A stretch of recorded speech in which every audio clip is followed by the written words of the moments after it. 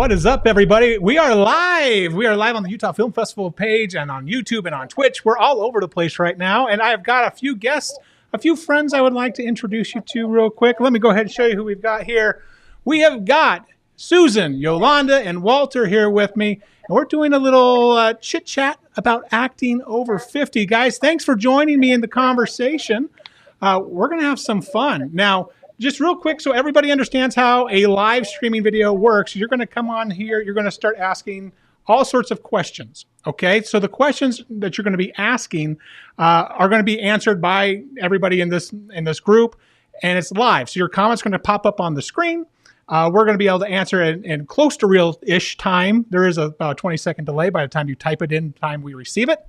So send in your questions early. We are going to be answering your questions as we go along, but the main thing I wanted to talk about here is that a lot of actors start off acting when they're pretty young, maybe in their teens, 20s, and then they kind of fade out. They kind of stop doing it in their mid to late 20s. And sometimes they come back, sometimes they don't. But there are some actors that also just start when they are becoming empty nesters, and they find that that's the way to go.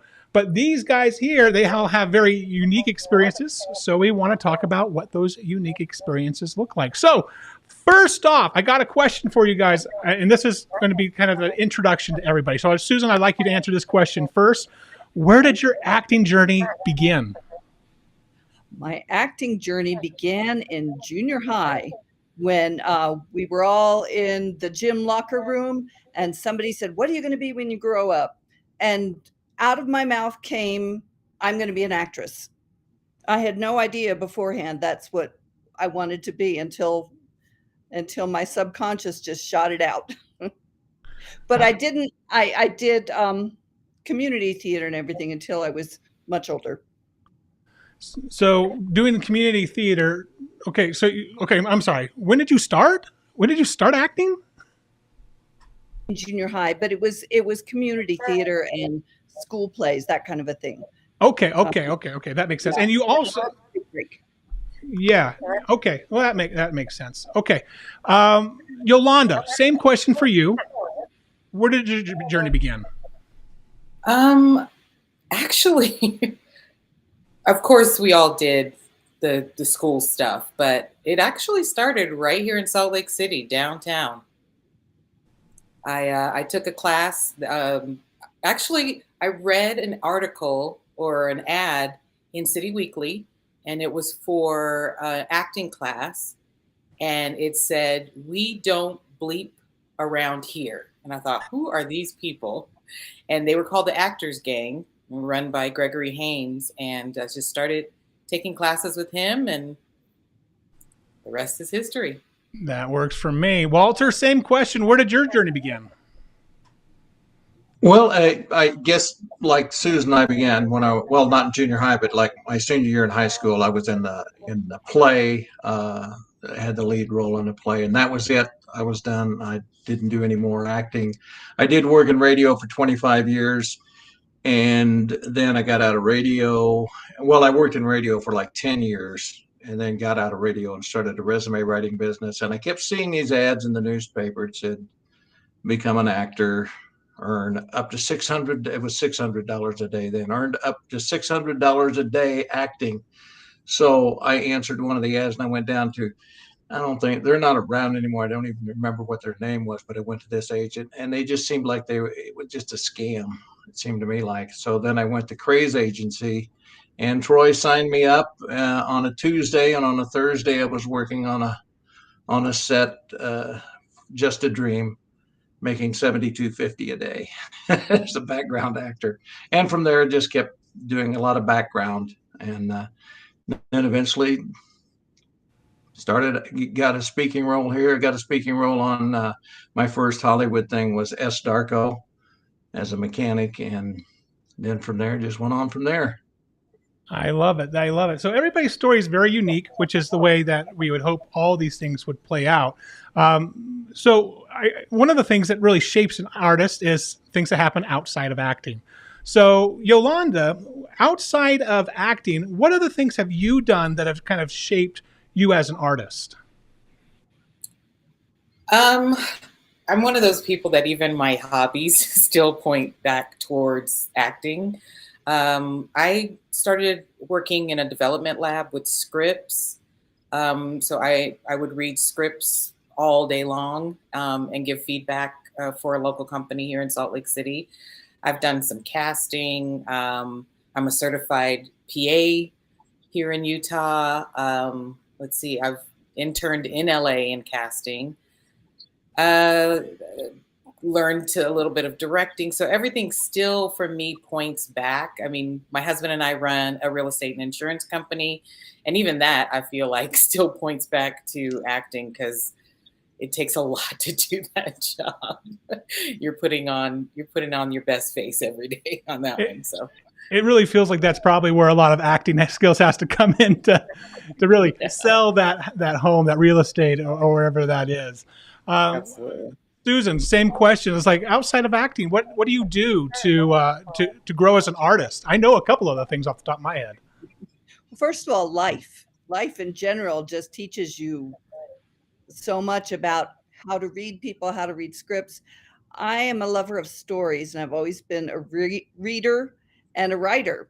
And I now have a book coming out in August called Misclassified, and it's a middle grade book, so for like 8 to 14-year-olds. And that's been, I call it cross training. Cross training. I love it. Walter, same sort of question for you. What do you do outside of acting that makes you a better artist? Well, I think the thing that really did it was radio.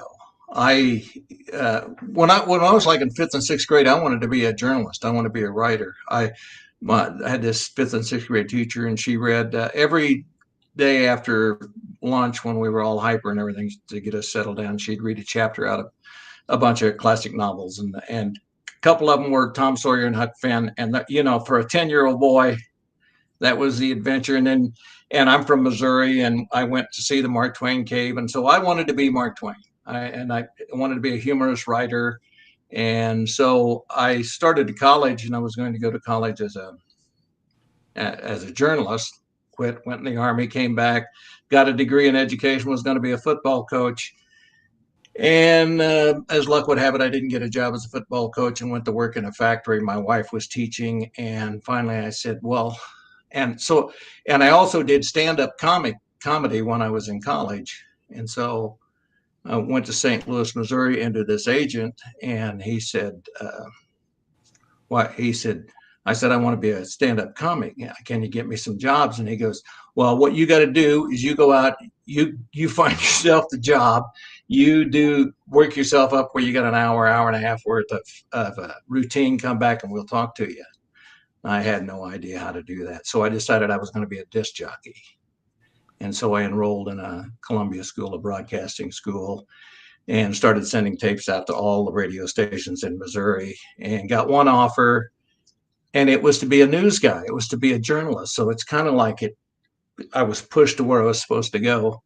And from there, I worked in journalism for like 10 years, lost my job, started a resume writing business, and then I saw that ad in the paper. So radio, though, although I didn't know what I looked like, how, what acting, I knew what it sounded like. And I think that is probably the best thing that I did that helped me in my acting career.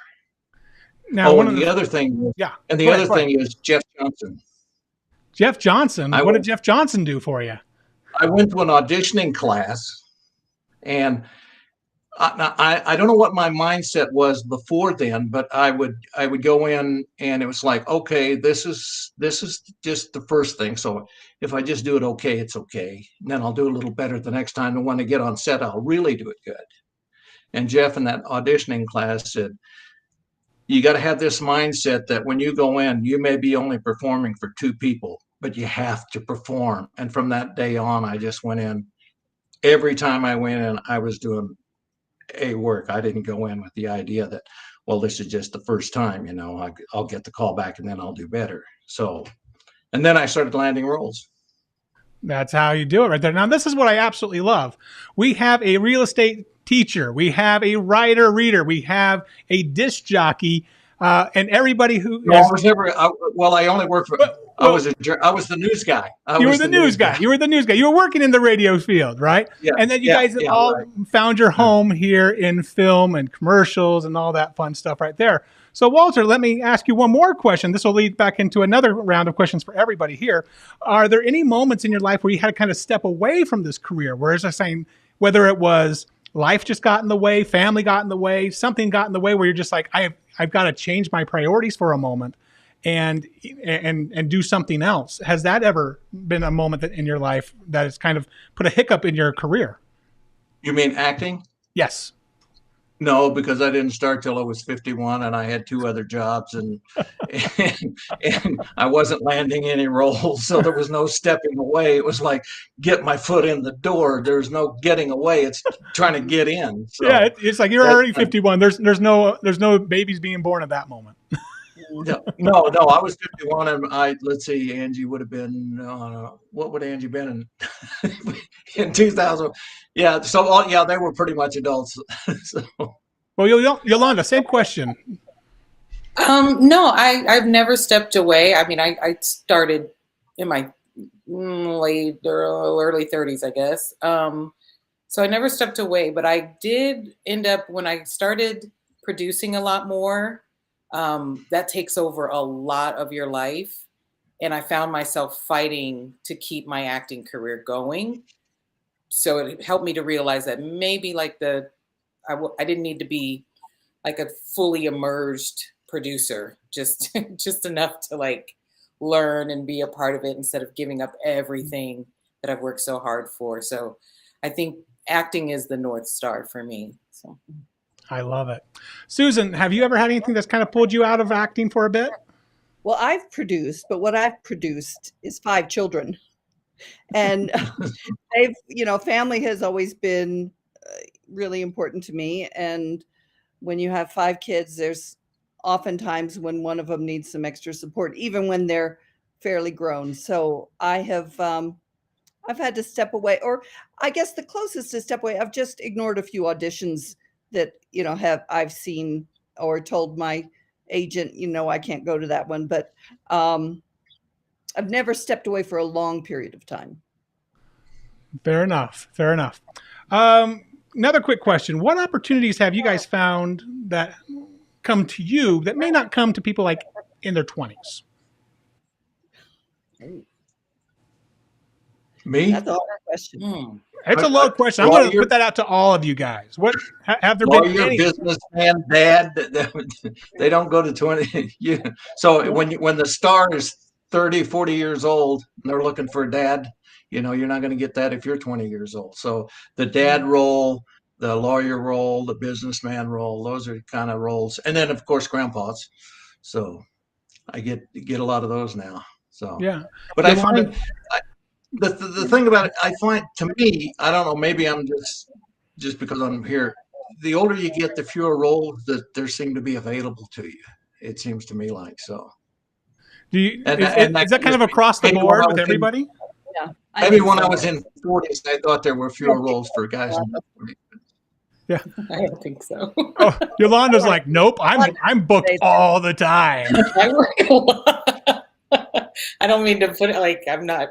Don't mean to. She's boast, like, if there were more days in the week, she would have all those booked too. But there's just so many days that Yolanda can work. There's only 7. I mean, I keep myself busy. I do stage, I do film, I do voiceover, I do television, I do commercial. That was probably the hardest thing when I first went out to LA. LA really wants you to pick one thing and do that one thing well.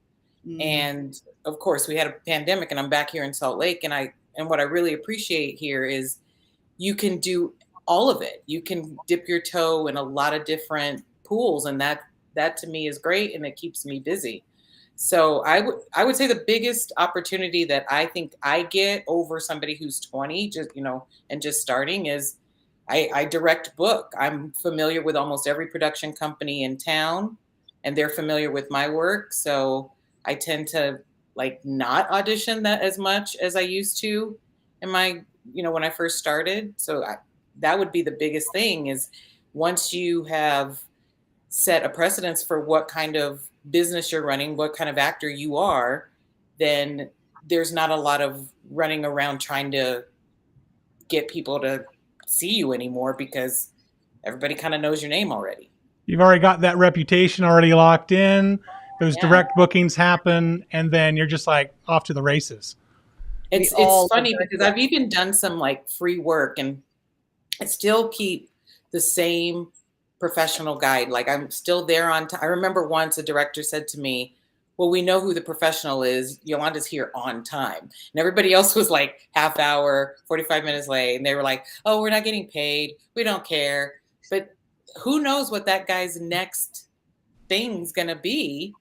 And he'll remember, hey, she's at least on time. That's the least we could do, is be on time. You nailed it. You nailed it. 100%. I would say that's one thing with being an older actor, is that you've got a work ethic. So you know that you need to be there on time. You know what you need to be doing, and you do it. Makes sense to me. Makes sense to me. We do have some questions now. So I'm going to pop it over to some questions so that we can have a chance to answer some of those. Okay, let's see if this thing works, or if I make a boo-boo and it mutes everything. Let's see here. All right. So far, it looks like it's doing good. All right. Alicia, what do you have to say there? What is a role you'd like to play but haven't gotten the opportunity to do so yet? All right. I think that's kind of an open-ended question, but I'm gonna start off with Yolanda, because she's already done everything. So she could be like, I've already done it. So maybe not. Not at all. I love Greek tragedies. So I have always wanted to do a modern day version of Medea. Nice. I love that answer. I play a lot of nice people. So Medea is not a nice person. Crazy lady. It's like, she is bat bonkers. She is bat bonkers. She does some pretty messed up stuff. Yeah. Exactly. Actually, you would be a pretty great Medea, actually. It would be far from anything I've seen you do yet. So, it's very good. Susan, same question. What role have you yet to play that you want to do so bad?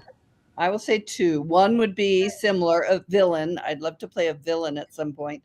I played, a little bit of a jerk here and there, but, just a real juicy villain.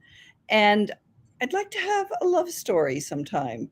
And I would probably not be the main story of whatever it is, like maybe a Hallmark mother with the backstory of her little love interest. And that would be fun. You know what? You mentioned love stories. Walter was actually had a little love story twist in Mistletoe Mix-Up. So he did get a little bit of a love story. It was tiny. It was a tiny little bit. We were kind of a love story. Yeah, it came up a few times. I'm in a Grandpa's Crazy, Susan, and she. That's true. That's true. There's a love story between this one and that one in that movie. So Walter, what is that role that you have yet to do that you are still itching for? Any role that's out there. No, but any role that comes with a paycheck. Okay, now here's the pitch. I've written a screenplay, and there's a role in there for me that I want to play, but somebody's got to produce it first, Warren.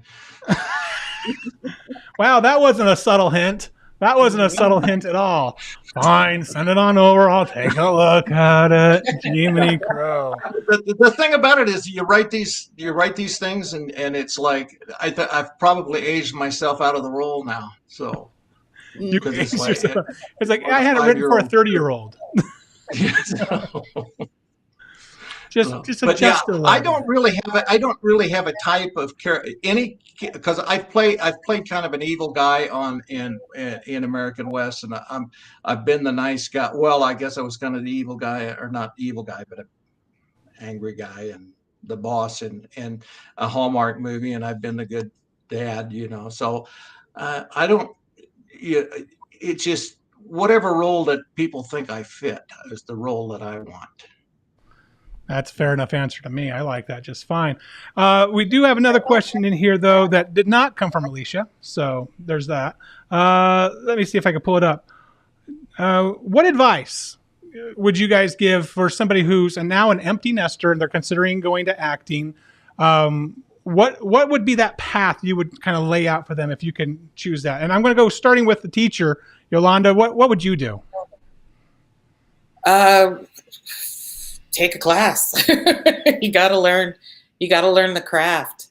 And honestly, I would write and read a lot more. And when I say write, not necessarily write, a screenplay or anything like that, but start to write in your diary or your, write daily, because then that'll help you to understand yourself. And then you will be able to understand what kind of roles are right for you or what at least challenges you.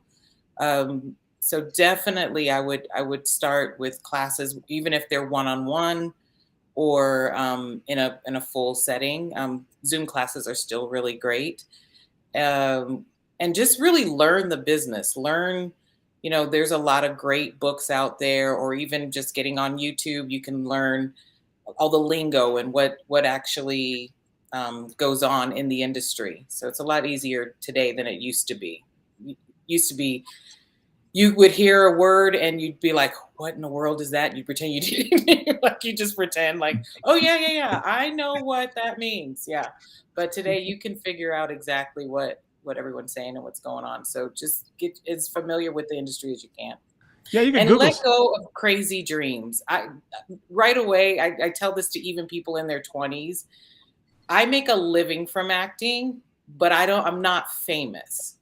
So you have to decide, do you want to be famous or are you trying to make a living? And I think that's where a lot of people get held up or feel defeated in this industry, because they're looking for fame.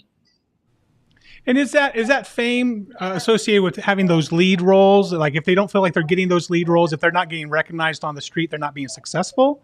Exactly. What do you think that gauge is for fame?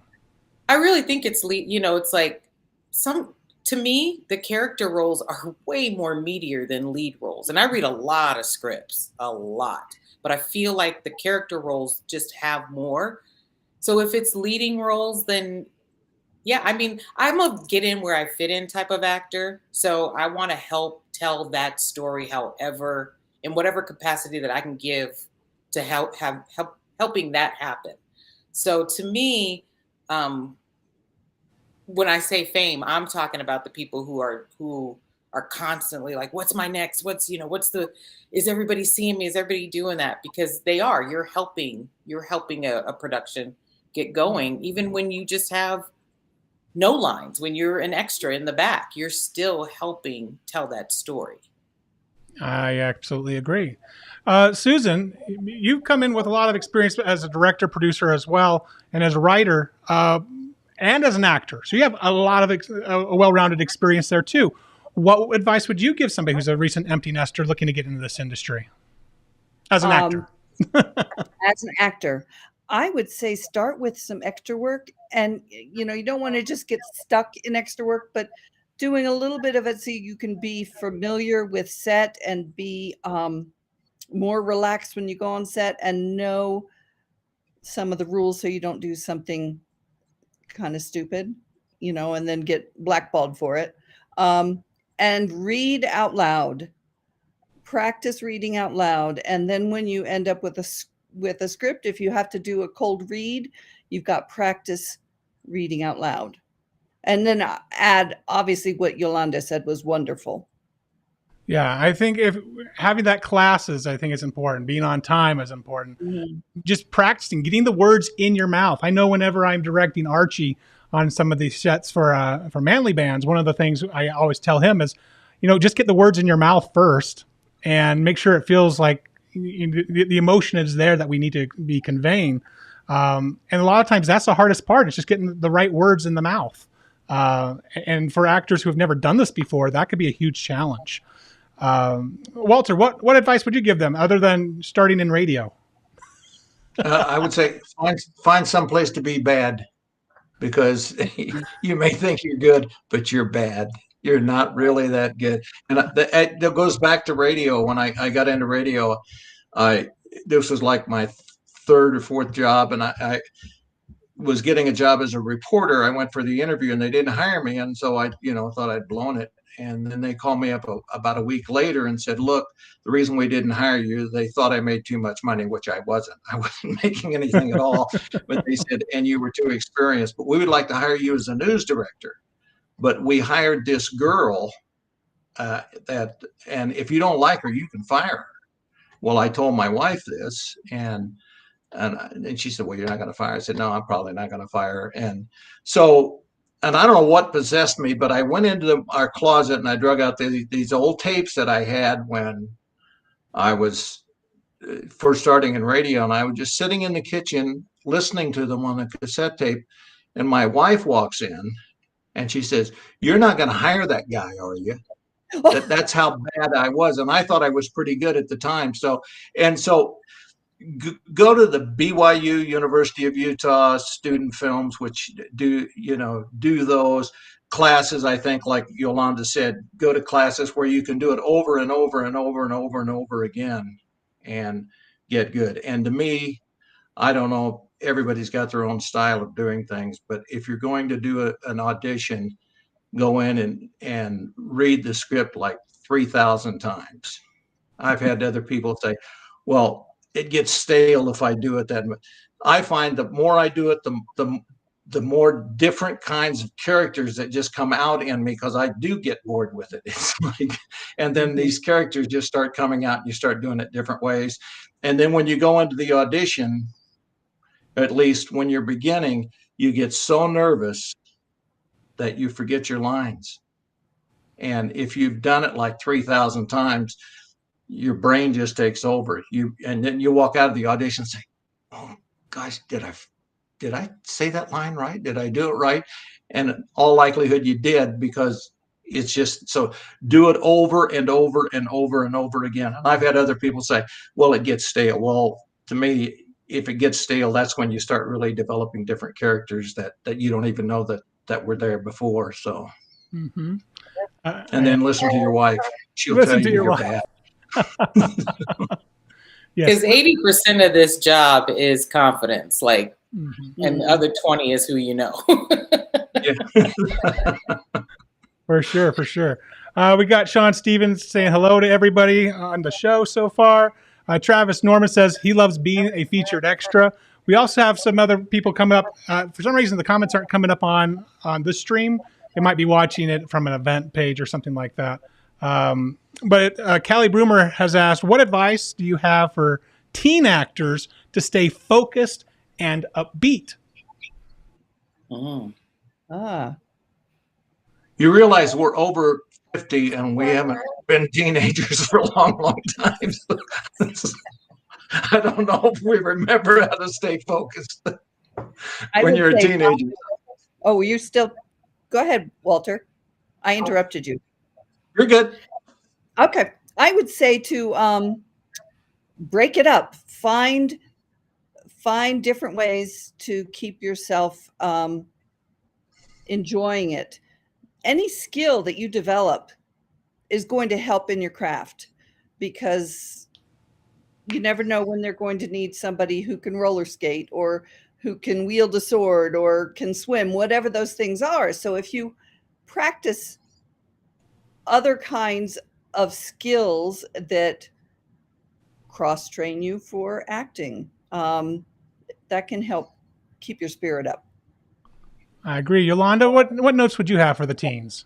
I would say don't try to be good. Like, I know that sounds counterproductive, and when I say that, I'm saying that in a sense, like, the people who write teen stories are in their 50s.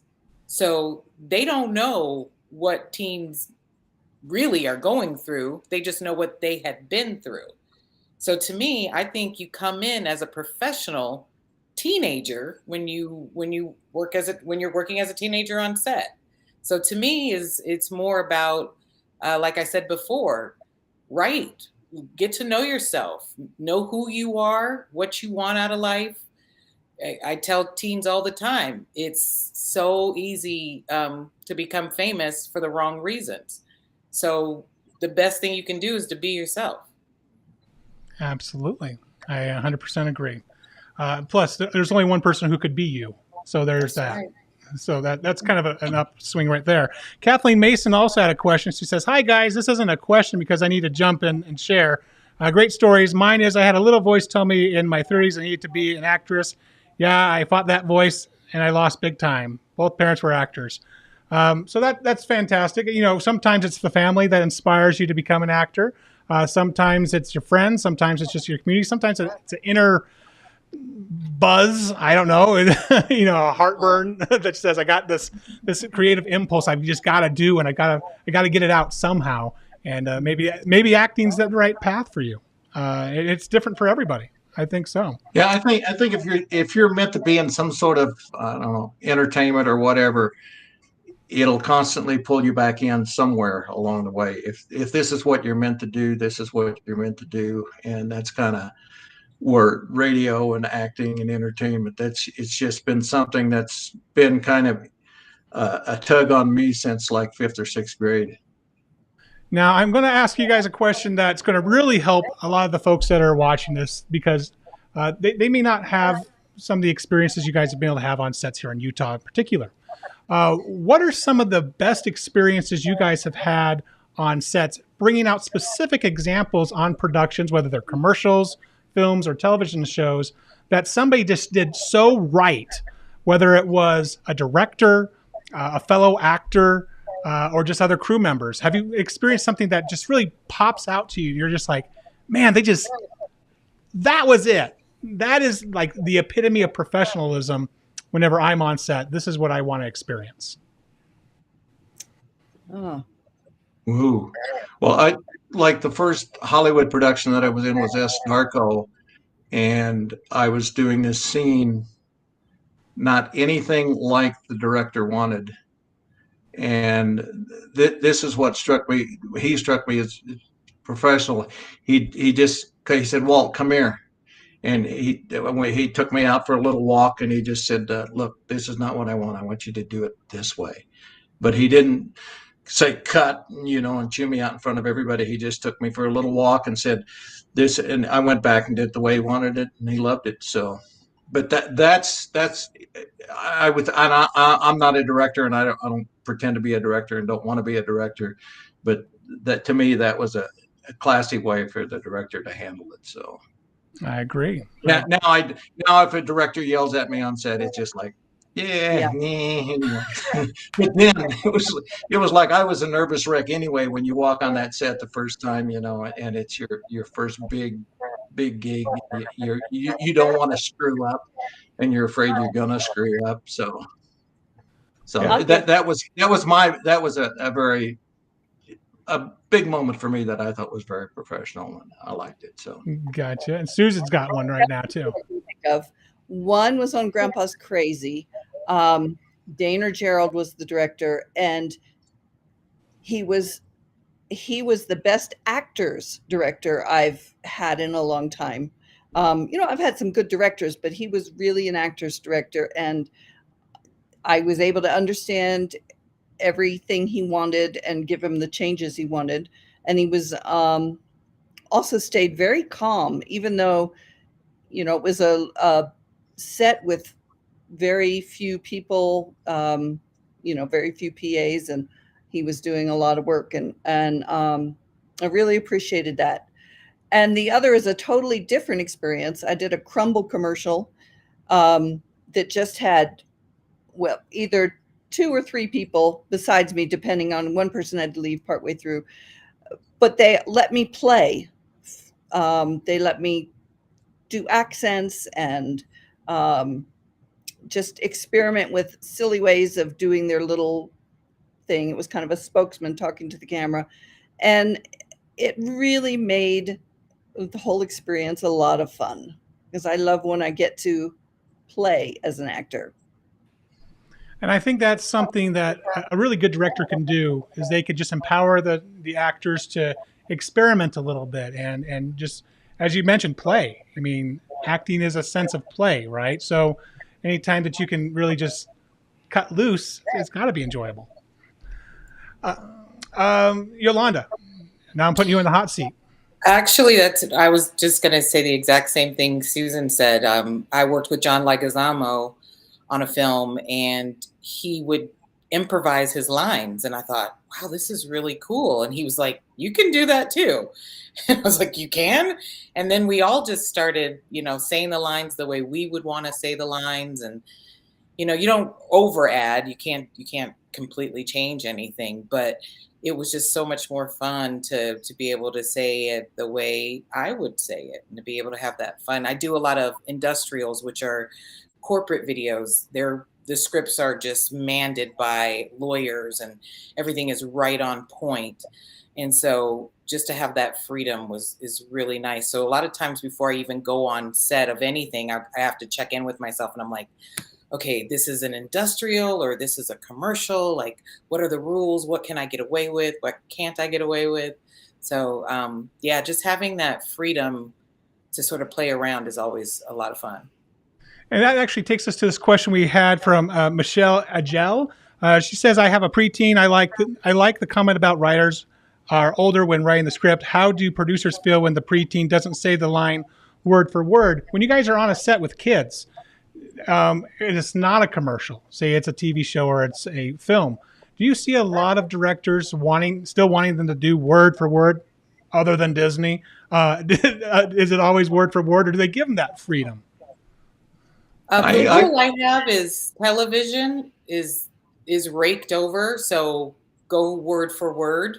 Commercials have a little bit more freedom, and industrials are definitely word for word. Even working with teens, and it won't be the director that'll get at you. It'll be the scriptie. They'll be the one to, and they yell. They're definitely yellers. At least the ones I've worked with. I love it. Susan. Oh, no, wait, Walter. Yes, you got it. Yes, Walter.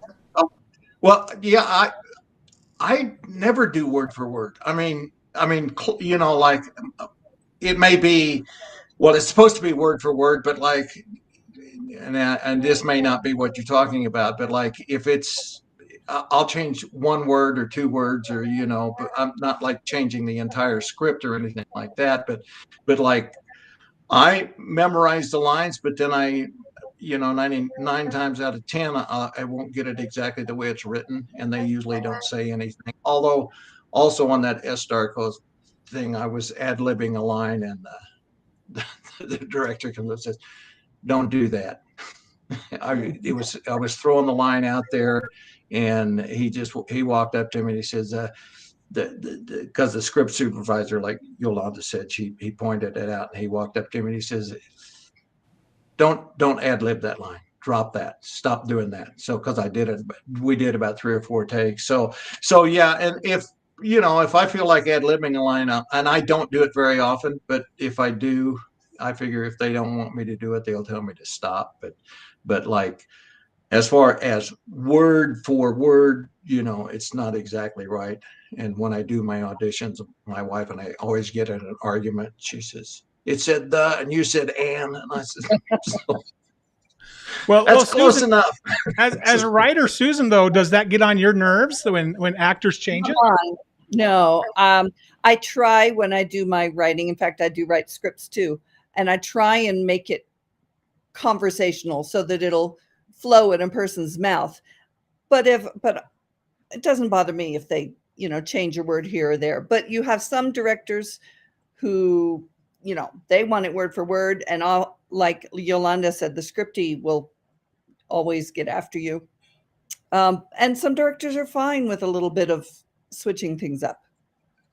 Right. And as I see what Alicia has actually written over here with the comments, she says, I encourage improv in narrative films because it's important to help talent feel natural, immersing themselves in the situation. As long as it doesn't interfere with the other actor's lines, they're fine with it. I could see how that could be a major issue.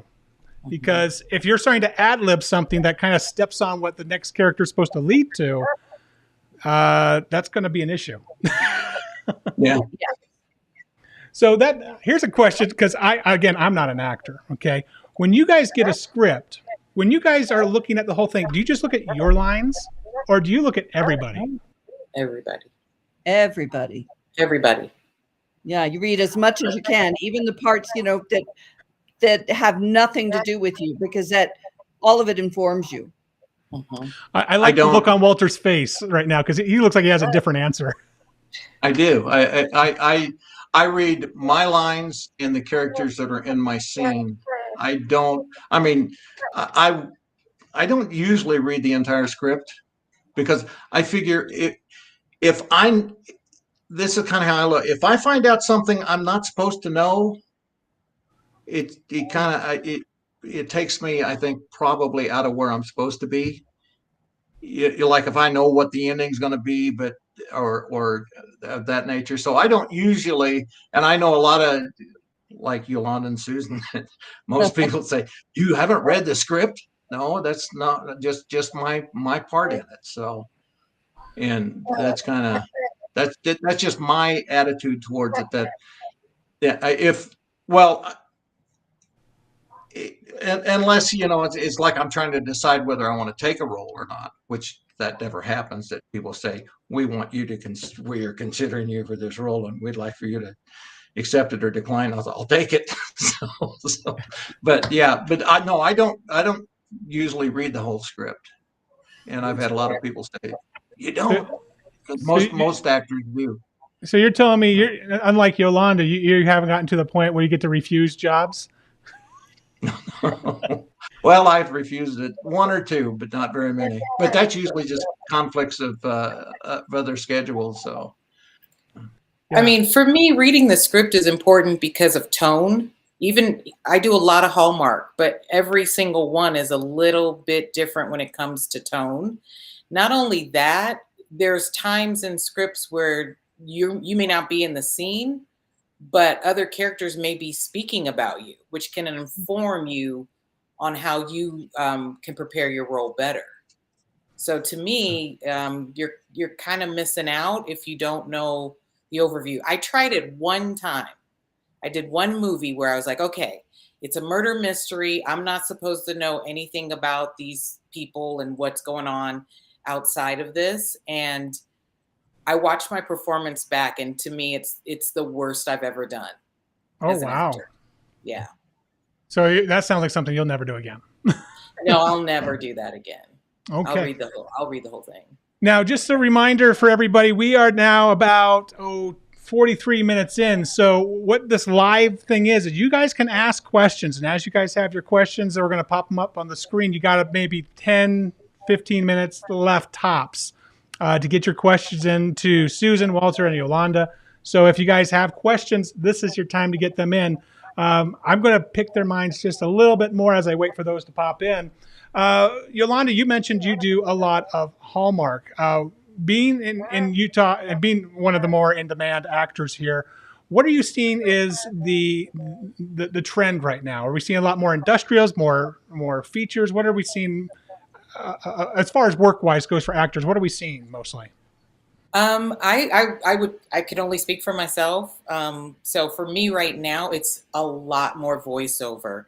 I was lucky enough to book the role of Susie in 9 Years to Neptune on BYU TV. And that has opened up a whole new world for me. I'm really enjoying it. The nice part about voiceover is it's more global. So the auditions come from everywhere. I had one the other day that was from Montreal. And I find it amazing. And I think it's more of like where we're going.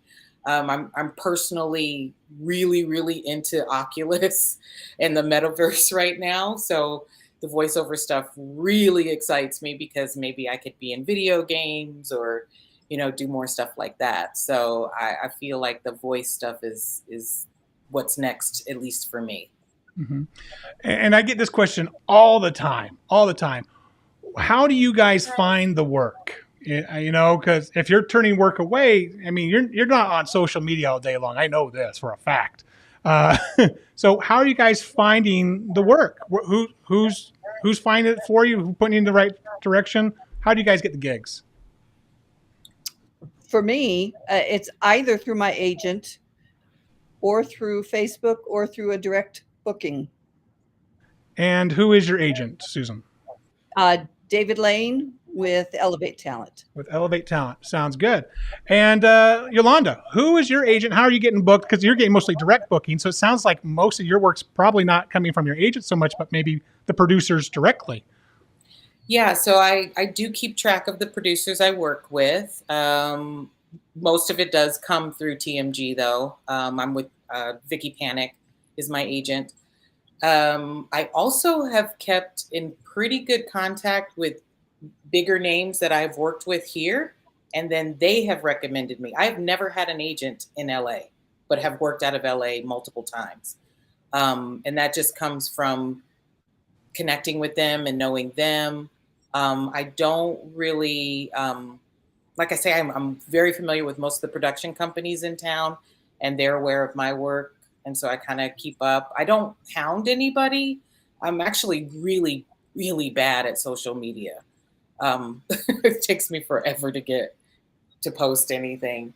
But yeah, I would say it's definitely through the relationships that I've procured over the years and just through my agent. And Walter, what about you? Where are you finding the most the work that's coming toward you?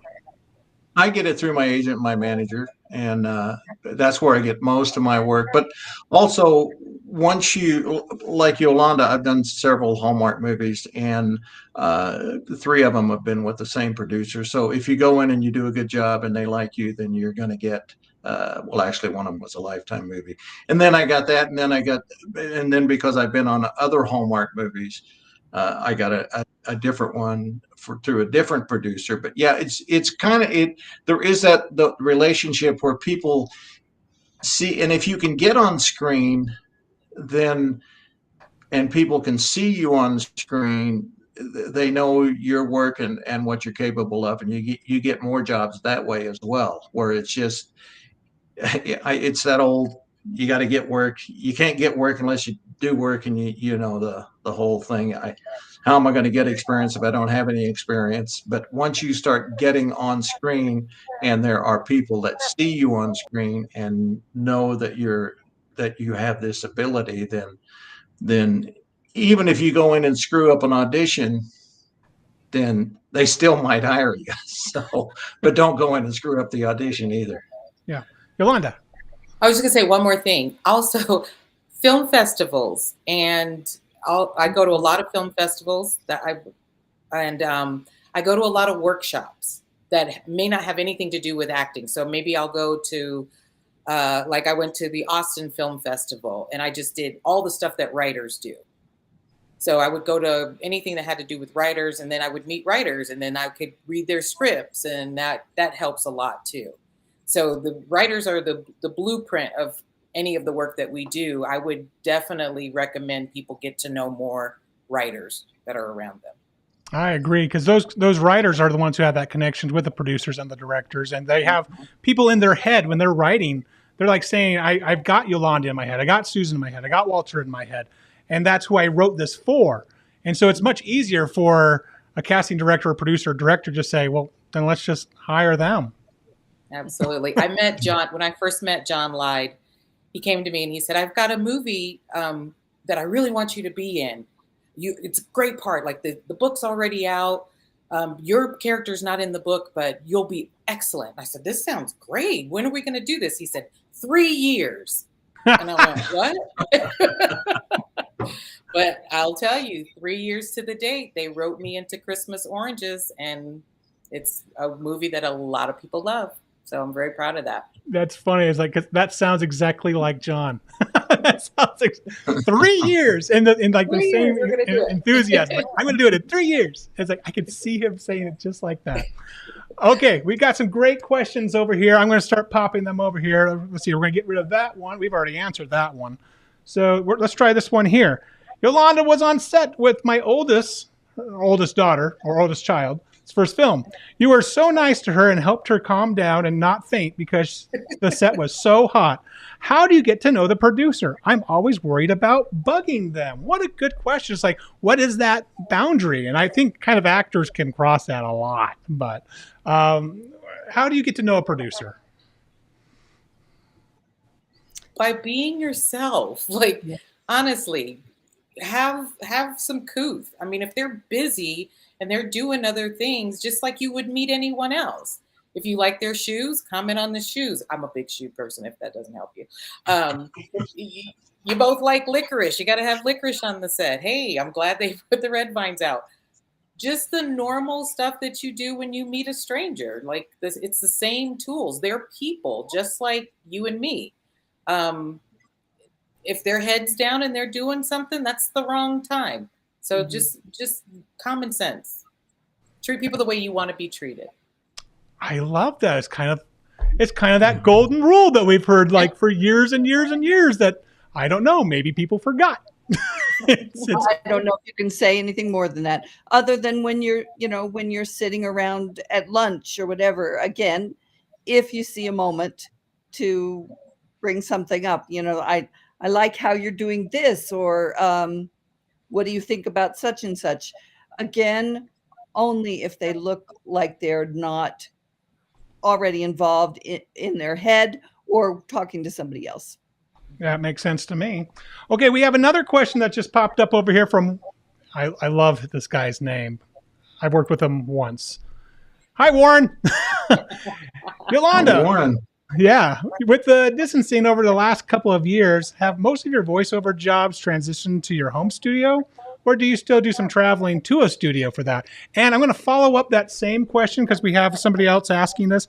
How do you book voiceover gigs? So the first part of that question, I literally just bought a place in which I'm building a home studio. But for right now, I go into the studio. I go into Palmer's studio to do most of my work, and he's amazing. He will also record auditions for me if I need him. So right now it's a studio until we get this thing completed here at the new house that I just bought. Voiceover work. Now I am so lucky. I can't tell you how lucky I am. I don't even have a demo reel for voiceover. I don't. It's people have heard my voice and have said, hey, will you read this? And I just read it, and I've just gotten lucky. I can't tell you. There's no other way to put it. 9 Years to Neptune. I swear, I believe it came to me because I had to sing, and I had never. Oh, don't tell them this, but I never had sung in person to anyone, and I sang to those producers and had a blast. I think what happens when you get older is you just don't care. Like at a certain point, it's like, whatever. If you want me, you want me. If you don't, you don't. And so my agent is really good. She'll take my auditions and give them to people and let them hear my voice, and then I'll book something. But as of the last year or so, I've been studying with Nancy Wolfson, who's an amazing commercial voiceover coach. And then eventually I'll record a demo with her and then move on to a narrative coach. Because really, I'd love to read books, which is not what a lot of voiceover artists like to do. But for me, it would be really great to read, to do long form books. So I think a lot of the work, actually everything has come through my agency. So I'm not on like Voices 1, 2, 3, or I don't do any of that kind of stuff on my own. It's usually through my agent that I get the notices. What I love is that you just mentioned that you would like to do more long form. I can't speak today. You'd like to do more long form audio work. Well, this is kind of fun because I don't know how well you knew Susan or Walter before this, but Susan, again, she had a podcast where she was interviewing writers all the time. Are you still doing that, Susan? No, I'm not. I loved it, but I don't edit. And at the time I was using like 2 or 3 cameras, and I needed somebody to edit. And so it was costing me more to do it than it was getting a return on it. So no.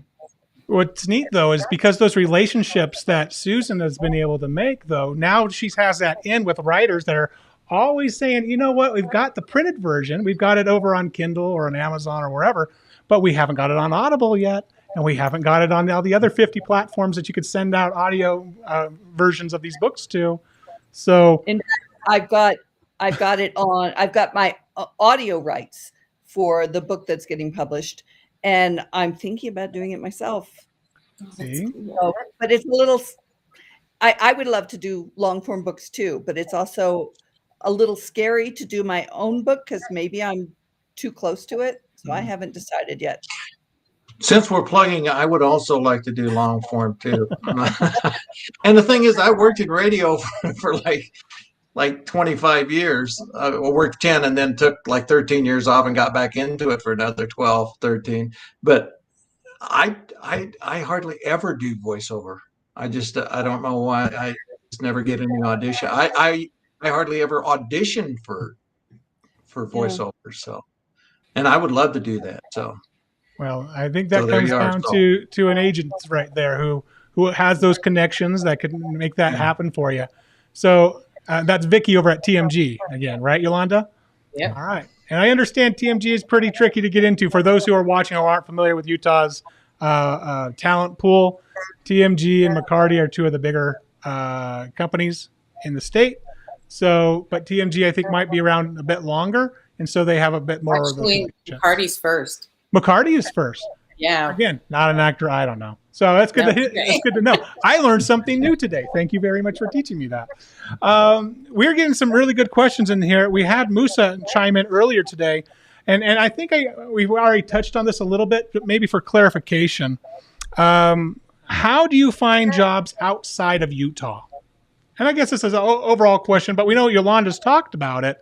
And it sounds to me like and I could be completely off base, but it's the relationships that you've built, right? It's being on one job that's led to the connections of everybody who may have come in from out of state, and that's led you to the next thing.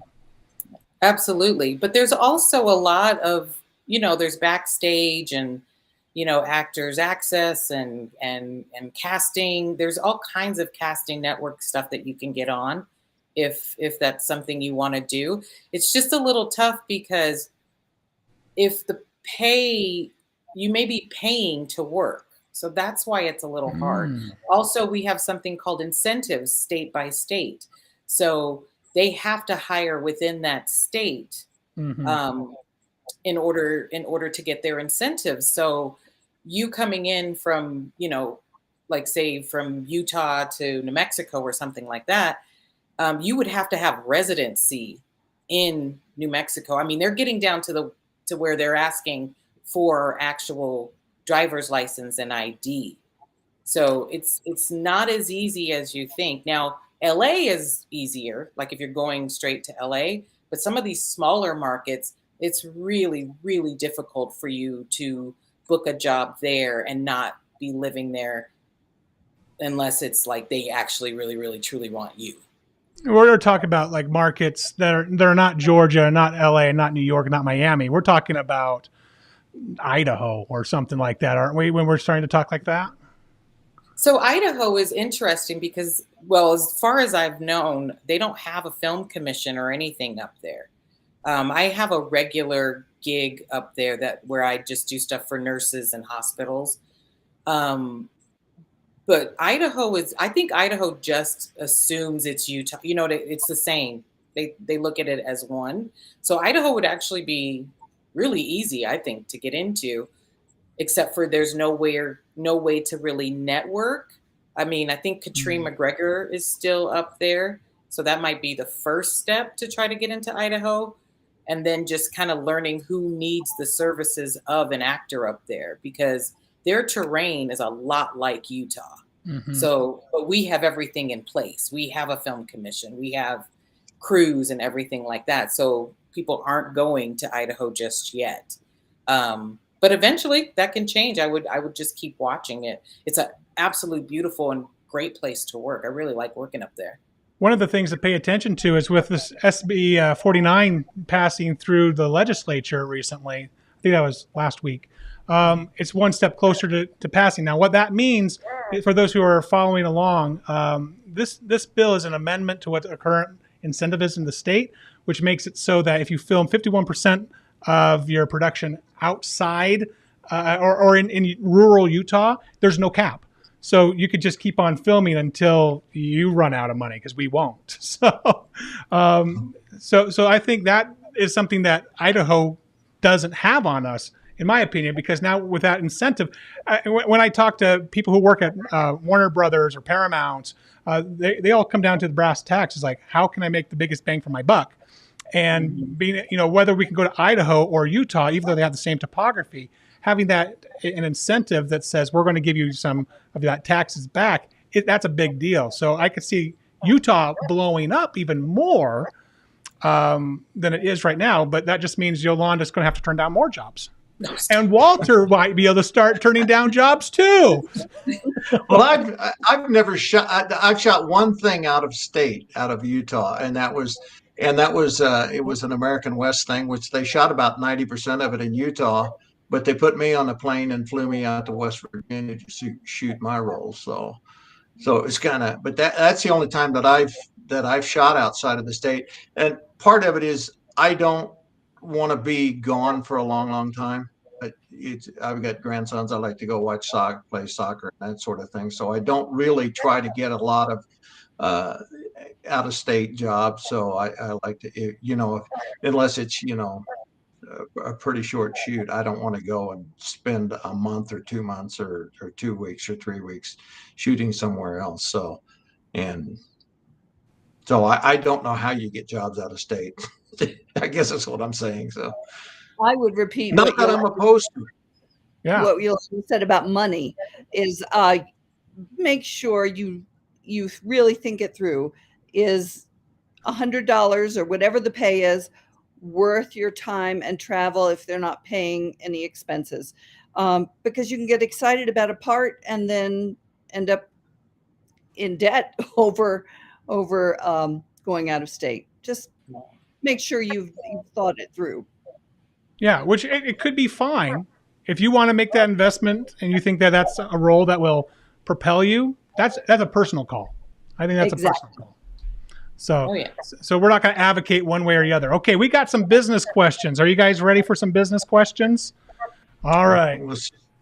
This is for the people who don't tune in to every single week. We kind of answer these same questions, but we'll answer them again because this is the first time you watch. So thank you for watching. Okay, first question. We're going to ask Kelly. Walter, who's your agent and manager? Walter? My agent is Sheila with Broadway Talent, and my manager is Michelle with Stars and FX Management. So, excellent. All right, next question we have here. Let's see. We're going to get rid of that one there. We're going to pop in this one here. Can your agent or will your agent look outside of Utah for you, or is that all your responsibility? It depends on your agent. My agent looks outside with the restrictions I've put on her. So. Okay. And Susan? That I don't want a long shoot outside of like if it's a TV series, I don't want to go for 3 or 4 months. So, but if it's a short shoot, they look for it. So Elevate does look out of state. Excellent. And Yolanda, do you have Vicky look out of state for you? I think my agent looks regionally. So we're in the Mountain West region, so I think she does look up and down, our area. Mm-hmm. But I would say, I've always used my agent. Even when I was on Young and the Restless, I used TMG to negotiate that contract. So it's a little bit of a mix. I've done it for myself, but I've always had a relationship with them, and they've always helped me out. So I think it's whatever your agent is. Yeah, that's something you're going to have to work out with your agent if that's something that you're interested in. I love it. And for guys, if you're interested in a lot of these questions, we actually have a couple other episodes you can go back and watch. So that we're just not reiterating the same things over and over again. We're going to bypass a lot of those things. But guys, I want to thank you guys so much for joining me on this conversation. We've gone a little over an hour, so I appreciate you guys spending the time with us. Next week, we're going to be doing something really special. We have a group we have a bunch of filmmakers that have learned that having a more diverse cast is actually very profitable and makes a better story a lot of the times. We're going to be talking about why diversification in all parts of the filmmaking is a good thing financially, socially, and just for making good stories. Tune in next week for that, Friday at 7 o'clock. We're going to have some guests announcing soon. Other than that, thank you guys one more time to Susan, Yolanda, and Walter for joining in on the conversation. This was a lot of fun. One last part of wisdom. Do you guys have anything you would like to say to those watching that are saying, you know what, I'm inspired. I want to go do this. Susan, do you have any words of wisdom there? If you want to do it, just stick your foot out there and jump in the water. Just jump in the pool and do it if that's what you want. But don't get discouraged, and don't get discouraged if you don't get the part, because I have found that a lot of times it's if you can act at all, if you're the look they're looking for, you're going to get the job. And if you're not the look, you can be the best actor in the world, and you're not going to get the job. So that's true. And Yolanda, so don't get discouraged. Absolutely, all of that, and get connected. Get on the Utah Film Commission website. Learn all the agencies that are in town. Have them. You interview them, not the other way around. Find the people that work well for you, for your team. And like I said before, this is a game of confidence, and confidence comes from preparation. So be prepared and show up on time. Thank you guys so much for joining me.